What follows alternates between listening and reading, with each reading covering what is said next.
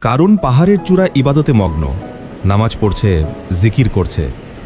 এই সেই কারুন বাদশাহ, মুসা নবীর চাচাতো ভাই কারুন বাদশাহ, যাহার সম্পদের চাবি বহন করতে কয়েকজন লোক লাগত।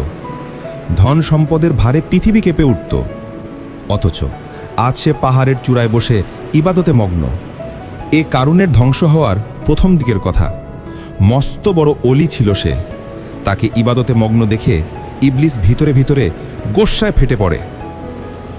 মনে মনে ফন্দি আটে কীভাবে কারুনকে ফাঁদে আটকানো যায়। সে গভীরভাবে পর্যবেক্ষণ করতে থাকে দূর থেকে। একদিন ইবলিস মানুষের বেশ ধরে কারুনের সামনে এসে দাঁড়ালো।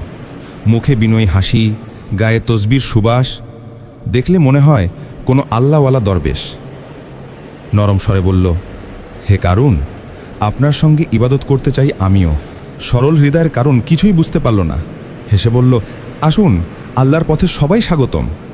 শুরু হলো তাদের যৌথ ইবাদত। রাতের অন্ধকারে দুজন সেজদায় লুটিয়ে পড়ছে। দিনের আলায় পাহাড়ের চূড়ায় কোরআনের তিলাওয়াত ভাসছে। কারণ ভাবল, এ কেমন মানুষ, আমার চেয়ে বেশি ইবাদত করে। ধীরে ধীরে সে ইবলিসকে সম্মানের চোখে দেখতে শুরু করল। একসময় এতই মুগ্ধ হলো যে তাকে হৃদয়ের গুরুর আসনে বসিয়ে দিল। একদিন ইবলিস বলল, আমরা কওমের মাঝখানে না গেলে ভালো, না ঈদে না জামাতে যোগ দেব। মানুষের ভিড় আমাদের ইবাদত কমিয়ে দেয়। কারণ যে আগে লোকদের উপদেশ দিত, আজ ইবলিসের কথায় মাথা ঝাঁকালো।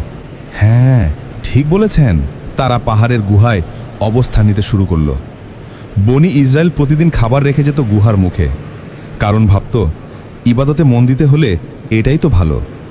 হঠাৎ একদিন ইবলিস নতুন মত দিল, আমরা তো মানুষের দয়ার উপর নির্ভর হয়ে গেছি, এভাবে থাকা ঠিক নয়। নিজেদের খাবার নিজে উপার্জন করব। কারণ এই সুচিন্তিত বক্তব্য দেখে আরও মুগ্ধ হলো। মনে মনে ভাবল, নিশ্চয়ই এ ব্যক্তি আমার উপকারী, আল্লাহর বিশেষ বান্দা। সপ্তাহে একদিন কাজ করার নিয়ম হলো। কিন্তু এর কিছুদিন পর ইবলিস আবার বলল, এবার একদিন কাজ করব, একদিন ইবাদত করব। তাহলে ইবাদতও হবে, রুজিও হবে। কারণ উস্তাদের কথায় মাথা নত করে সম্মতি দিল। কিন্তু এই নিয়ম চালু হতেই ইবলিস কেটে পড়ল। গুহা ফাঁকা, উস্তাদ নেই, শুধু কারুন। আর তার হৃদয়ের লোভের বীজ ইতোমধ্যে রোপিত হয়ে গেছে। এখন সে ইবাদত ভুলে শুধু সম্পদের পিছনে ছুটতে লাগল। দিন কাটে ধন সম্পদ উপার্জনে, রাত কাটে হিসাব করতে করতে। যে কারণ একসময় বনি ইসরায়েলের বড় উলি, আজ সম্পদের মোহে পড়ে ইবাদতের নূর থেকে বহু দূরে সরে গেছে। এইভাবেই কারণ পথভ্রষ্টতার পথে ধরে ধ্বংস হয়েছিল।